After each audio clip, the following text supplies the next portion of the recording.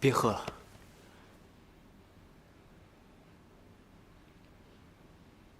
凭什么管我呀？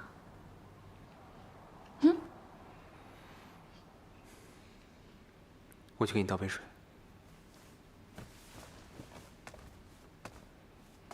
给我站住！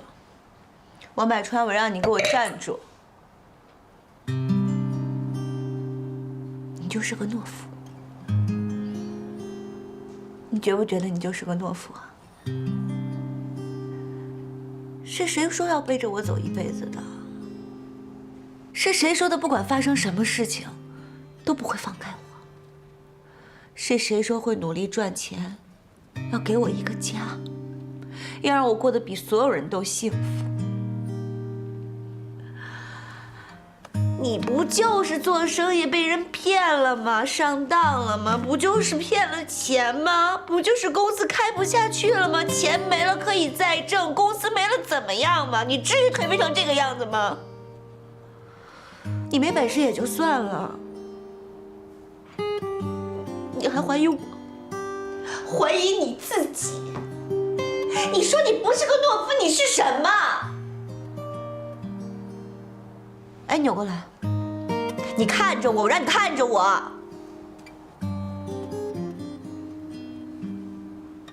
你没有信心挑起我的生活，你就不该来招惹我。你招惹我，你就该负起你的责任，要像个男人一样堂堂正正的负起你的责任。可你呢？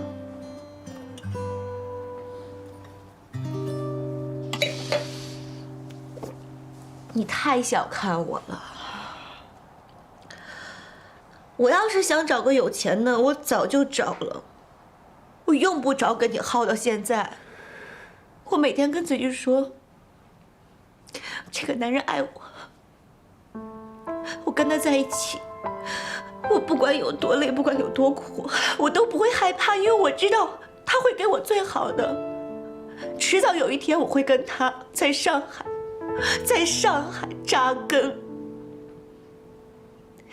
我们两个会像出生在这个城市里的人一样，会有属于自己的天地，会有属于自己的家。我要的不多，我只想要个温馨的家，像这个城市里所有普普通通的人一样，有一个稳定的生活，有一个稳定的工作。我没有要大富大贵，可是为什么这个城市里所有的东西都不属于我，都跟我无关呢？哎呀，我31了，我都这么大了，可是我现在什么都没有，我什么都没有。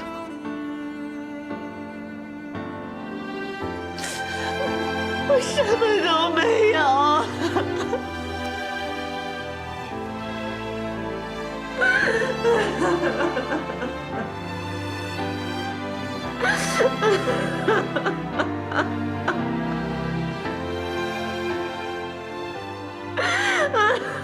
对不起。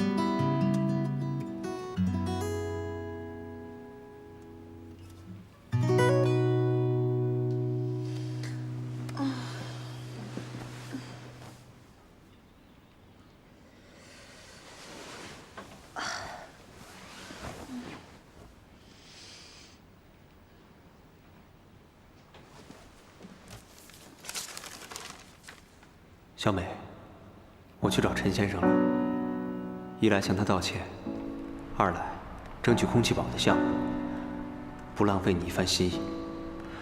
这段时间我特别混蛋，特别患得患失，被骗了几十万，好像连底气和信心都没了。你等我，我会努力。我买了早餐在外面桌上，吃完再去上班。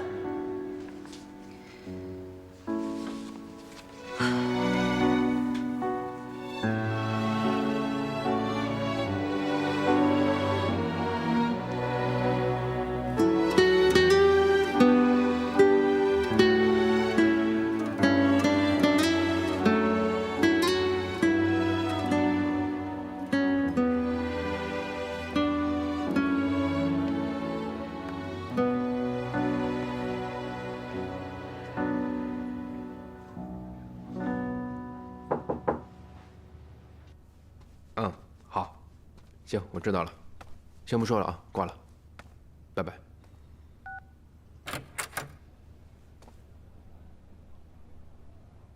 我是王百川，前几天我们见过，之前的事呢，小美后来都跟我说了。对不起，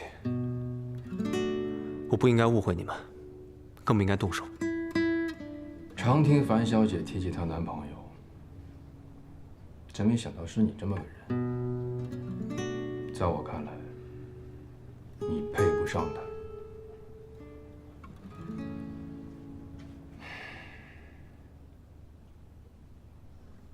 看在樊小姐的面子上，我接受你道歉了。怎么？还有别的事儿？我这次来不光是为了道歉，也是为了空气宝的事。你给我10分钟时间，我有办法解决这件事。空气宝能在一定范围之内把 PM2.5值降为0，这是其他新风系统完全无法比拟的，所以对主机要求很高。采暖机雾霾最为严重，客户购买我们产品，就是为了在关键时候起到作用。如果不能按时交货，对公司信誉影响非常大。我们询问了长三角上百家工厂，都没办法在这么短的时间内完成任务。你说你有办法？什么办法？我的办法很简单，就是分散生产，集中组装。我之前也听小美说了一下你们的情况，你们是想找一家工厂在短时间内完成这么大量的生产，一定是对工厂的生产规模和加工水平都是有要求的。这可以说的确挺难。但凡能接你们这样单子的工厂，他们手头不可能没有活。我的想法是，如果把你们的主机拆分成零件，分别有几家甚至10几家的工厂一起生产，然后再找原来的工人进行组装，如期完成交货，不是没有可能。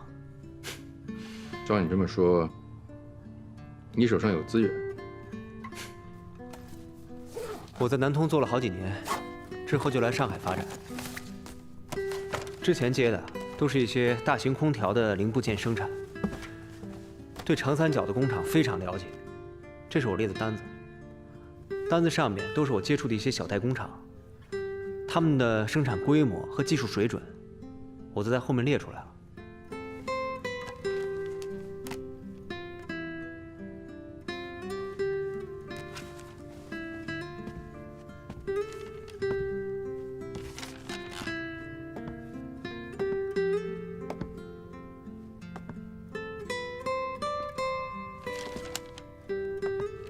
可行是可行，不过这么多家工厂，你怎么来保证他们的生产质量达标呢？这些我都考虑过了。我的想法是，简单的零件由前面那几家技术低、生产力高的工厂做，复杂点的由后面那几家工厂做。后面那几家工厂我都合作过，技术水准还都算蛮过硬的。然后在上海找一个地方集中装配，发货。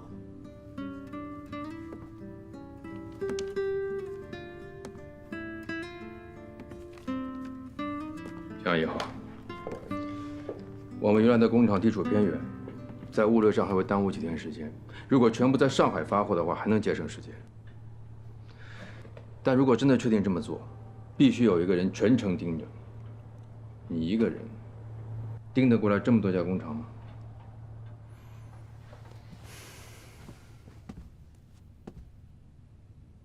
能。我不会让小美再失望了。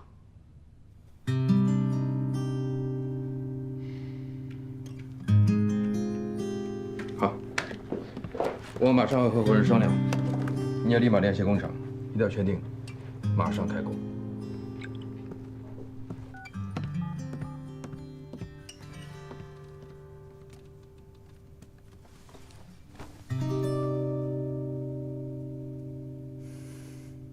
像人家那种家在上海的还好，像我们这些外来谋生的呀，一天到晚的忙成狗，工资全都贡献给房东了。哎，也真是不容易。唉，投胎技术差，没办法。都说人生是长跑，可是这有的人生在了起跑线，有的人生在了终点线，根本就没法比。可不就是？不过话说回来，在家纵有千般好呀，却有一点不好，那就是不自由。你看我们现在活得多随性啊！想干嘛就干嘛，有逛不完的店。要不是买房子太困难，不得已找个男人搭伙呀，我都想打一辈子光棍了。打光棍多辛苦啊！这可不辛苦，结婚才辛苦呢。你看你婚前你得各种打扮，满足男人的虚荣心吧；你婚后吧，你还得照顾老人，你还得带孩子。那你说句不好听的，男人要有情义还好，要是没有情义的呀，把你榨干了之后就把你一脚给踹了，哎，压根儿都不管你死活。有男人也没用，自己那些糟心事儿还是得自己扛着自己消受。与其指望他们，还不如指望自己嘞。就是，咱们也算有自立的了，也有米有粮。现在这个社会又不需要胸口碎大石的力气活，还有什么我们对付不了的呀？下班一起逛街啊，樊姐。哎，别，小凡现在有男朋友，得男朋友优先。倒不是因为他，我最近有点累，想回去早点睡。下次吧，我喜欢跟你逛街。好吧。莹莹，你这办公室可真棒。哎，还真别说，现在看你还真挺像模像样的，感觉特别难想象。我感觉你前几天还是那种只知道速溶咖啡，结果现在你突然就变成咖啡店的店长了。嗨，谁都有成长。就像那谁说过，说我们对待工作要像对待谈恋爱一样投入。因为我们的男朋友不知道什么时候就会抛弃我们，可工作不会，只要我们努力了，就会有好的回报的。也是，哎，你说人为什么一定要上赶着结婚谈恋爱啊？一个人不是挺好的吗？轻轻松松的，想吃吃，想喝喝，想干什么干什么，有一大把的时间跟朋友在一起，不用下了班就赶去约会。哎，你说有这个时间，你在单位多拍拍领导的马屁，说不定也有升迁的机会啊。图什么呀？爱，爱，爱在现实面前就是不堪一击。成年人整天把爱挂在嘴上，那就是个幌子，就是个遮羞布，绝对是轻飘飘的，你知道吗？你知道成年人最可悲的是什么呀？就是永远觉得自己有爱，会被爱，这其实就是欺骗自己，欺骗别人。关关，爱是需要条件的，物质条件知道吗？别觉得我庸俗啊，这可是一个过来人的切身体会。你没有物质条件，就没有资格谈爱。你们什么时候说想着开始谈恋爱的呀？我记得我好像是看周围人都开始谈恋爱了，想谈恋爱就蠢蠢欲动。我好像也是，我好像是突然开窍了。大二的时候，我怎么没有确切的开窍时间呢？但是我从小学就可以成熟应对那些纸条什么的了。天哪，这人和人待遇也差太多了吧？我这从小到大我都不知道纸条长什么样，而且我们班有人谈恋爱，我都是毕业之后听别人说我才知道。今天我是找到答案喽！哈，就是那些年我们追的女孩，像咱俩这种，完了就闲置了，谁让她是美女呢？哎，我跟你们说个事特别搞笑。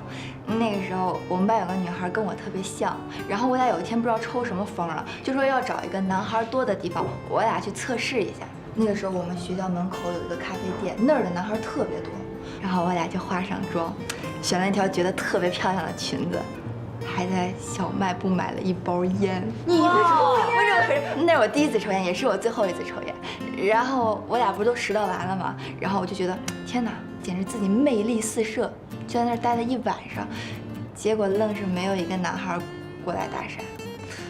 后来我现在想吧，你说我们俩小生瓜蛋子就在那儿装老成，肯定别人一看就能看出来。这跟生瓜蛋子没有关系。哎，主要是你说你一看就是个好姑娘，那男生就怕被你拒绝没面子呀。最好的办法就是找能够跟他们认识的男孩一块儿去，那么大家伙互相介绍一下，哈拉一下，不就认识了？不是这样的，如果是美女呢，比如说像你这样的，或者说是像那个安妮姐、小曲那样的，那结果肯定不一样，男孩肯定勇往直前就过来了。那样当然更容易些了。后来呢，还有什么尝试啊？后来什么呀？我失败1次，我都打击的就不行了。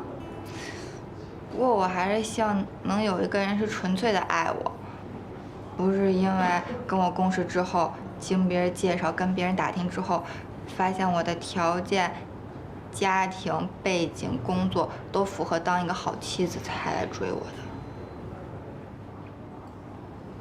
我今天是不是说的有点太多了？你们俩不会烦我了吧？怎么会啊？你这样我们就烦，你闹我呢，那我不得被别人烦800次了？对他那么烦，我们都别烦他。我们好不容易听你说说自己的事情。其实有的事儿我还挺不好意思跟别人说的。有次我有个朋友说要给我介绍，人家也特别上心，就安排了1次偶遇。结果那人一上来就看上我同学了，压根儿都没看见我。还有舒展，他被他爸妈逼着来追求我，结果一看见小雪，连我是谁都忘了。说实话，我当时我都快绝望了，我都挺怀疑我自己的。真的假的呀？哎，从来都没听你说过，而且都没有觉得你有表现出来。我哪好意思表现呀？我自卑我都来不及。不过现在好了，我遇到了一个能看见我的。真的要谢谢小谢同志，看来他是个好青年呢。双手双脚，赞同。我觉得他也是。所以樊姐，我觉得你刚才说的都是气话。如果不爱的话，干嘛要跟着这个人谈恋爱和结婚呢？而且爱就是爱，不爱就是不爱，哪有那么多条件可以去谈呀？我也觉得，你让我跟一个不爱的人在一起，我根本忍不了。最起码的，你看着他，你最起码能啃下去吧？还真是，我原来就想，大不了我就单身一辈子了。别瞎说，真的，我真是那么想的。我这收入也过得去，我也有能力去应付我以后会遇见的问题。那我干嘛去找一个不爱的人，跟他去将就一辈子呢？对，可能我爸妈那儿比较难交代，但是说服我自己还是挺容易的。你看啊，如果2个人在一起，还没有1个人高兴，那咱们何必要为难自己呢？对不对？不过，如果遇到了相爱的人，那肯定就不一样了啊！这1加1肯定是大于2的。有道理。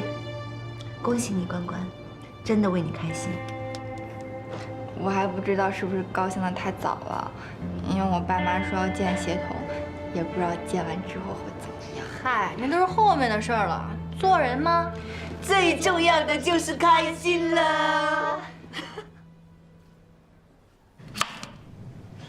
1个亿？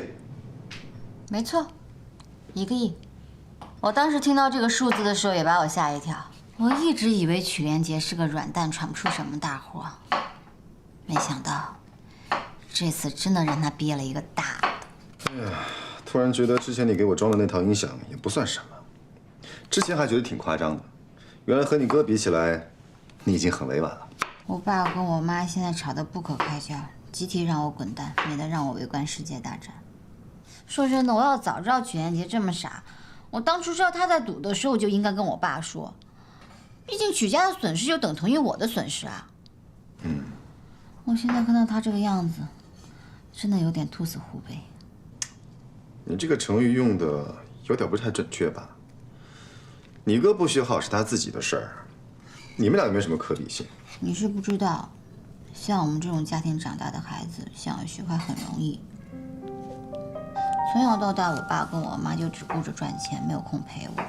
再加上我爸骨子里重男轻女，从来对我就没有抱过什么希望，对我格外的宽容。我记得那年我18岁刚出国念书的时候，我爸就一次性给我打了1000万。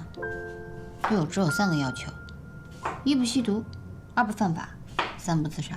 那个时候的1000万，很值钱啊。对啊，那段时间我坐飞机坐的耳膜都充血了。把整个欧洲、美洲能玩的地方都玩了一个遍。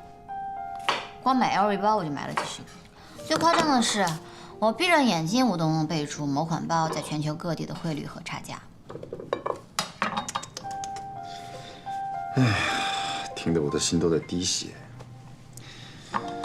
不过还好，幸好现在的你，不是你之前那个样子。像你们这种从小到大都是精英的人，很难理解这种感觉。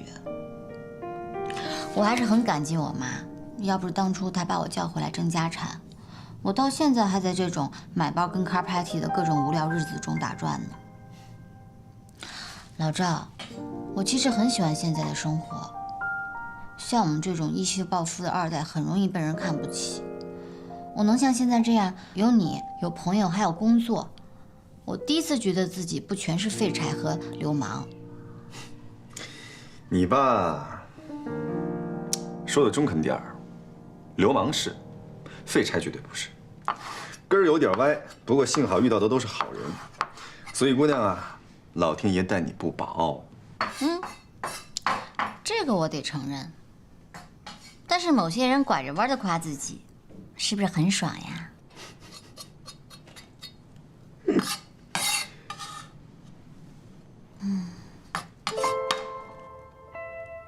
关雎尔的话，在樊胜美心中激起了阵阵涟漪。她的收入比关雎尔更过得去，她的能力更强，足够解决自己的问题。可即便有余钱在手，她依旧精打细算地过着日子，按部就班地谈着恋爱，从没想过自己可以独自面对这个世界。是啊，有什么可怕的呢？一个人的未知，难道还能可怕过他曾经经历的一切？还是说，在内心深处，他其实还不如2个小女孩来得勇敢，来得独立？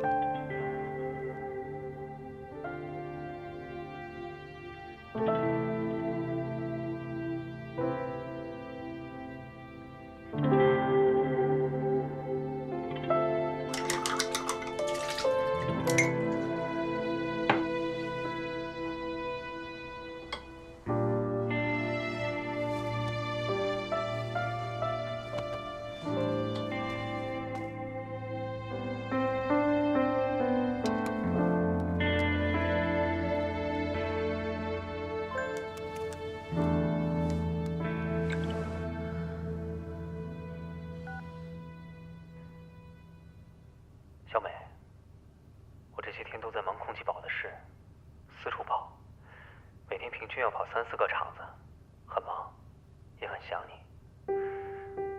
我知道你还在生气，气我没有自信，自暴自弃，气我没出息，不像个男人。是我做的不好，让你失望了。所以这次我豁出去了，不成功，我绝对不会再回来烦你。